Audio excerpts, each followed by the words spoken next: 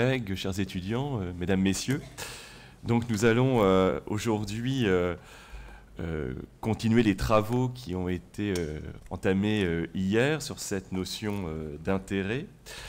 Ce matin, nous allons nous concentrer plus spécifiquement sur des questions de droit public et d'histoire du droit, je crois, pour également le rajouter. Alors, je suis chargé de la présidence. Mon rôle sera évidemment extrêmement modeste. J'aurai simplement pour mission de donner la parole et de revérifier l'état du chronomètre. Alors, je crois qu'on va commencer immédiatement avec vous, monsieur le doyen. Nous allons vous entendre sur le rôle du corps préfectoral dans le règlement des conflits entre les intérêts nationaux, locaux et privés. Merci beaucoup, Monsieur le Président, cher Nicolas, et bonjour à tous, et un grand merci aux étudiants également de leur présence. Envisageant à la Libération l'établissement de régions sur la base de leur identité historique et des liens économiques, Michel Debré en relève les inconvénients et les risques, tant, je cite, « une communauté de sentiments, et plus encore de nos jours, d'intérêts, peut être source de particularisme inutile, voire dangereux. » À l'heure où le divorce semble prononcé entre les régions et le gouvernement depuis le récent congrès d'Orléans du 29 septembre dernier, réinterroger les relations entre les collectivités territoriales et l'État, ou son représentant dans le département et la région qu'est le préfet, conduit à réexaminer l'articulation et la conciliation des intérêts, toujours très délicates, entre un préfet sous la menace permanente de la révocation ad nutum, comme l'a vérifié à ses dépens le préfet du Rhône très récemment. La notion d'intérêt public local est ancienne, on l'a déjà vu hier, on va surtout y revenir ce matin. Elle légitime, déjà sous l'Ancien Régime, la gestion par l'Assemblée des villageois de leur communauté de paroisse. Et la Révolution a entendu, tout au contraire, abolir tout privilège territorial, et elle a distingué l'intérêt général, monopolisé par l'État, des intérêts locaux, privés, exercés à l'échelle communale.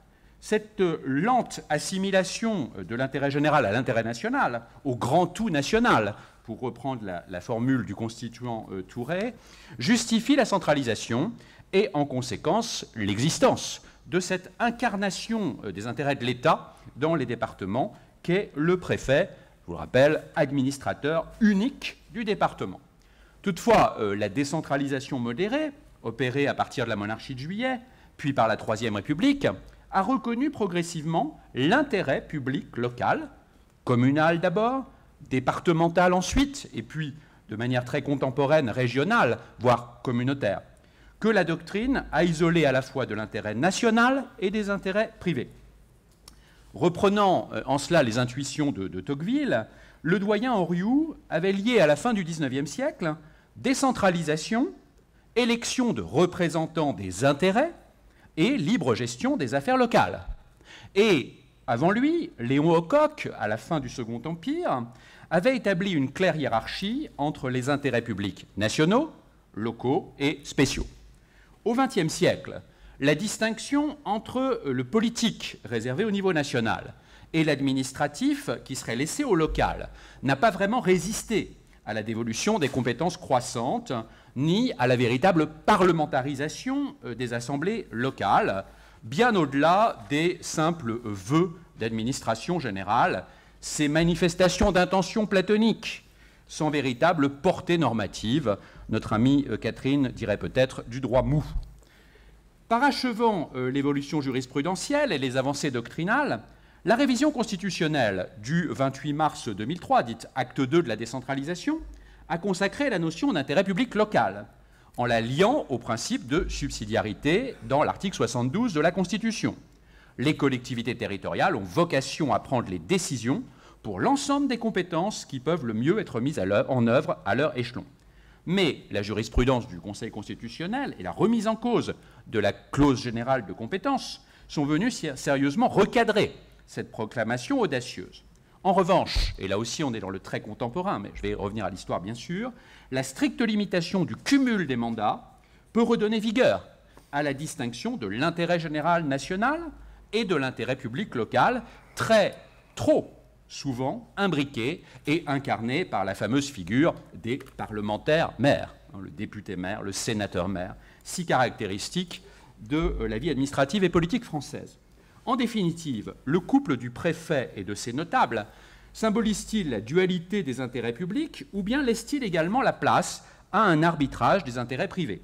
La gestion de la carrière, la conciliation et l'accommodement avec les stratégies des grands élus et des acteurs économiques privés ont-ils réintroduit des formes d'intérêt privé? Donc je traiterai, mais très rapidement évidemment, vu l'exercice des 15 minutes, dans une première partie, comment ce corps préfectoral a incarné et a réussi à faire prévaloir l'intérêt général, et puis véritablement, en deuxième partie, l'arbitrage entre les intérêts locaux. Tout d'abord, donc, dans une première sous-partie du Grand 1, représenter l'État sur le territoire et, bien sûr, faire prévaloir ses intérêts. Par essence, le corps préfectoral a pour mission d'incarner l'État sur le territoire, tout en mettant en œuvre la politique du gouvernement. Les deux volets, d'ailleurs, de ce rôle, sur lesquels on passe assez vite en général, introduisent une tension qui peut compliquer l'action et la carrière des membres du corps, la notion même de corps préfectoral, d'ailleurs, entrant en conflit avec la notion de service de l'intérêt général. Ce souci d'incarner l'État sur tout le territoire national, de donner un visage au département créé par la Révolution, s'est traduit d'emblée par le choix de titulaires préfectoraux étrangers au ressort de leurs fonctions, et même parfois étrangers, en tout cas sous le consulat et l'Empire, véritablement non français, je veux dire. Ainsi, deux des premiers préfets du Loir-et-Cher, pas très loin d'ici, à Blois, ont été l'un belge, pour faire plaisir à Géraldine certainement, un juge de Gand, et italien, un ancien maire d'Asti.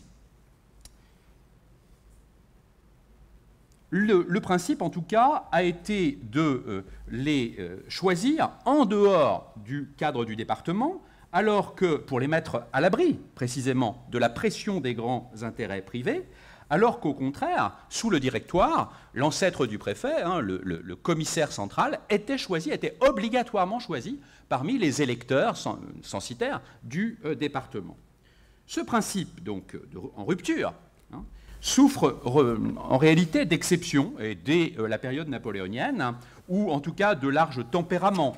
Un exemple va vous suffire à vous le montrer. D'abord, les préfets réussissent à se rapprocher de leurs intérêts privés, patrimoniaux, puisque, par exemple, le préfet du Cher va être possessionné dans l'Indre voisine, ou le préfet du Loir-et-Cher avoir ses intérêts dans le Loiret. Bref, à proximité immédiate, disons à une journée et demie de cheval, pour reprendre une expression bien connue. Et puis, d'autre part, au niveau intermédiaire, entre le chef-lieu de département et les municipalités de base, et surtout en majorité rurale, donc au chef-lieu de l'arrondissement, les sous-préfets sont, eux, puisés au sein du vivier des notables locaux, d'où de fréquents conflits d'intérêts, d'étonnants cumuls de fonctions. Il n'est pas interdit, sous le consulat, d'être maire du chef-lieu d'arrondissement et d'en être le sous-préfet, ce qui quand même pose quelques problèmes si on réfléchit à la notion de tutelle. Bon, la tutelle sur soi-même, c'est un petit peu compliqué. D'étonnants cumuls, des liaisons dangereuses, de la grande mansuétude sur, disons, des accommodements avec la loi, au véritable déni de justice, d'autant que dans ces postes modestes, quand vous êtes sous-préfet du Blanc ou d'Issoudun, vous n'avez pas de grandes perspectives de carrière préfectorale, vous ne finirez jamais préfet du Rhône, la stabilité vient compenser l'étroitesse des horizons et des espérances de promotion. Défendre l'intérêt gouvernemental peut aussi compliquer l'action des préfets et venir en sorte de conflit d'intérêts, puisque le préfet doit défendre, illustrer et diffuser les décisions gouvernementales, ce qui peut entrer en conflit donc avec sa mission d'intérêt général. En particulier, je vous ai donné deux exemples, évidemment je n'ai pas le temps de les lire Je les enverrai et je les mettrai à l'écrit. Donc, en particulier lors des périodes de crise grave, de changement de régime, aussi bien la période très tendue de 1814-1815, la première restauration, les 100 jours, la seconde restauration, c'est un cauchemar évidemment pour les préfets et c'est le temps béni des girouettes. Bon. Et puis en 1870-71, bien sûr, la chute du Second Empire, l'établissement très complexe de la Troisième République. Également, j'aurais pu ajouter 1876-77, bien sûr, la crise de cohabitation fondatrice de la Troisième République, et puis évidemment les années noires, 1940 avec une épuration très sévère du corps préfectoral et 1944-45, la libération. Donc, dans ces périodes de crise, la loyauté des membres du corps fluctue face au devoir d'obéissance hiérarchique et surtout au dur désir de durée d'éviter l'épuration.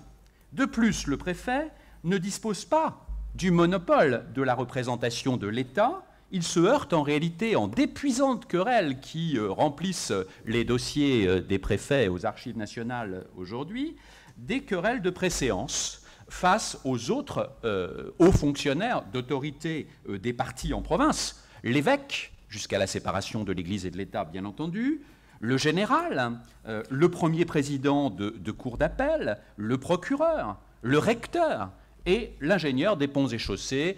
Le couple préfet-ingénieur est un couple extrêmement conflictuel, puisque l'ingénieur estime que lui réfléchit selon des données techniques objectives et que le préfet n'est qu'un politique qui se soumet aux pressions à la fois du gouvernement en haut et puis par en bas les pressions des élus locaux. L'arbitrage entre les intérêts locaux se fait donc à la fois par la reconnaissance, la lente émergence de la reconnaissance des intérêts publics locaux à différentes échelles, et puis leur distinction des intérêts privés.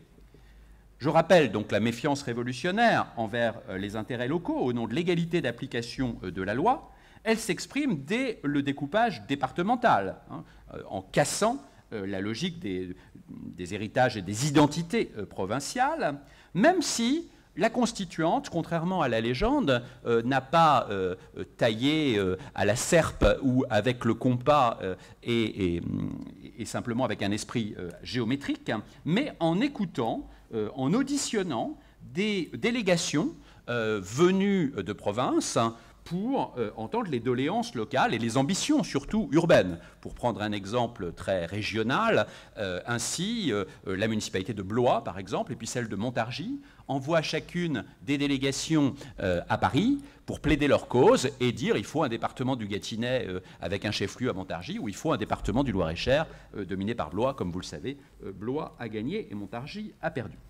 Donc, sous les régimes autoritaires, les flux d'expression des intérêts locaux ont du mal à s'exprimer puisqu'il n'y a pas d'élection libre. Et donc, dans toute la première moitié, ou pas véritablement, ou pas massive avant 1848, donc dans toute la première moitié du XIXe siècle, elles empruntent surtout la porte étroite de la recommandation de tel ou tel candidat, y compris pour des fonctions municipales, ou bien en négatif de la dénonciation, de la délation, de la pétition collective également, tout ce que Pierre Rosanvallon a appelé en 2006 la contre-démocratie, donc élément extrêmement intéressant qui contrebalance la prétendue omnipotence des préfets.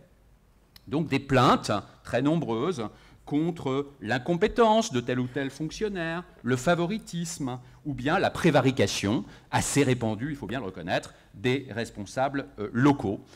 Le XIXe siècle foisonne, surtout la première moitié, de plaintes aussi des préfets qui, dans les départements les plus ruraux, donc beaucoup, par exemple l'Indre et le Cher pour notre région, se plaignent de l'incompétence des administrateurs municipaux dont une bonne part est pratiquement analphabète, et en tout cas incapable, reprenez les paysans de Balzac, d'analyser le bulletin des lois et les arrêtés du préfet. Dans la longue marche vers la reconnaissance d'un intérêt public local, la Restauration permet des avancées sur le principe du côté du droit privé, des propriétaires, des copropriétaires communaux en quelque sorte, que Henrion de Pensée invite à associer à la gestion de leurs intérêts, tout en menant tout en continuant la centralisation. Ainsi, député libéral du Cher, La Rochefoucauld préconise la liberté des communes et l'élection de leurs administrateurs, dont il dit qu'il ne résulterait que du mieux, chacun soignant ses propres intérêts. Je vais plus rapidement pour terminer. Les lois orléanistes ont mis en œuvre cette déclinaison du principe électif aux organes locaux délibérants. Vous avez ici sur le slide la raison, très bien résumée par Duvergier, de cette mise en place de la représentation des intérêts qu'il appelle le pouvoir municipal. Mais le préfet garde la main, puisqu'il maîtrise à tout niveau, aussi bien communal que départemental, ou même au chef-lieu d'arrondissement, le bureau, l'ordre du jour, le budget, la nomination des municipalités, ou en tout cas la proposition de nomination pour les grandes villes, et la nomination se fait par le ministre de l'Intérieur, même si les compétences ont été élargies et seront progressivement élargies au XIXe siècle,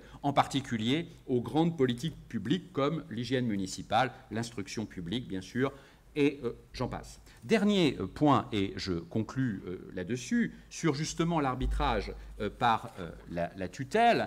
Le transfert donc de larges compétences multiplie les cas de confusion ou de conflit d'intérêts, en particulier en matière d'urbanisme, d'usurpation de biens communaux dans les communes rurales, de plans d'alignement d'utilité en réalité très privés en ville. L'exemple est bien connu au XIXe siècle de Gien, où les propriétaires présents au conseil municipal se servent extrêmement bien grâce aux travaux d'urbanisme, au quai, à la halle, etc. L'exercice de la tutelle conduit donc à des compromis, à l'usage assez limité des sanctions administratives, légales, la suspension ou la révocation du maire ou des adjoints, voire l'annulation des actes réputés illégaux. Et la répression pénale est encore plus exceptionnelle, puisque les préfets sont obsédés par l'impérieuse nécessité de trouver des volontaires pour exercer des fonctions qui sont très longtemps gratuites, les fonctions municipales, et très ingrates, quand vous avez la conscription et les réquisitions, par exemple, sous l'Empire napoléonien, à faire accepter à la population. Donc, cette obsession l'emporte très largement sur l'impératif de respect de la légalité, sauf, véritablement, cas de flagrant délit de concussion. Ainsi, la tutelle est avant tout préventive, informelle et exercée, on dirait en subsidiarité, à proximité, par le sous-préfet, dans des échanges directs avec les maires ruraux. Même la justice administrative peut prêter le flanc au XIXe siècle aux soupçons de conflit d'intérêts, puisque très longtemps, les conseillers de préfecture, donc tribunaux administratifs de l'époque si l'on veut, continuent à être avocats plaidants. Et parfois, il y a des situations ubuesques. Par exemple, en 1840 à Orléans, et ça remonte d'ailleurs jusqu'au Conseil d'État, le préfet d'Orléans, fils d'un ministre de l'Intérieur, de la grande famille des Siméon, est en but à un procès de la presse d'opposition et qui défend donc cette presse d'opposition, les conseillers de préfecture, contre leur propre préfet, ce qui est un petit peu curieux. Bon. La tendance traditionnelle qu'ont les préfets à embellir les rapports sur la situation économique et morale de leur département, pour se faire bien voir de la place Beauvau et avoir une promotion, accompagne une sorte d'inversion, à partir de la monarchie orléaniste, d'inversion de la tutelle par la formation de grands réseaux d'élus nationaux, surtout à partir de la stabilisation de la Troisième République. Enfin, à la Belle Époque, l'esprit de corps du corps préfectoral coagule, mobilise des revues, comme la Revue générale d'administration, des thèses de commande commandées à des jeunes sous-préfets qui soutiennent en Sorbonne pour justifier l'existence et l'intérêt du corps préfectoral, pour justifier la préservation de leur institution, mais aussi pour obtenir des garanties de déroulement de carrière qui limitent l'arbitraire gouvernemental.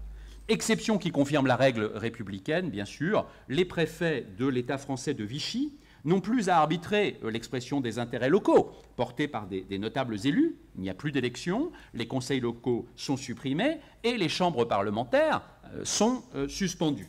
Ce triomphe absolu de la technocratie, au départ, les préfets jubilent. Enfin, on va pouvoir agir tranquillement, sans les pressions des élus, aboutit à une impasse, faute de relais à l'action préfectorale et en dépit de la tentative de dépassement de l'échelon départemental à partir de 1941 avec les préfets régionaux, Et aussi, expérience que je n'ai pas le temps de développer, mais on y reviendra si vous le souhaitez dans les questions, une expérience pionnière menée à Orléans, l'école régionale d'administration. La première est créée à Orléans et ensuite elle essaime à Toulouse, etc., dans toutes les capitales régionales, donc à partir de 1942. Dans un souci de parité, je conclurai donc, et de conciliation des intérêts, je laisserai la conclusion d'une part à Beaumarchais, dans le Barbier de Séville, et d'autre part à Madame de Staël, dans Corinne, bien sûr. Le premier relève qu'en occupant les gens de leur propre intérêt, on les empêche de nuire à l'intérêt d'autrui. Là où la seconde doute de cette main invisible des intérêts particuliers. Quelle sympathie, quelle émotion, quel enthousiasme pourrait jamais résulter de l'intérêt personnel? Ici, à Orléans, comment ne pas y ajouter une réflexion très balsacienne, celle du curé de Tours? L'intérêt et le talent sont les seuls conseillers consciencieux et lucides. Merci beaucoup.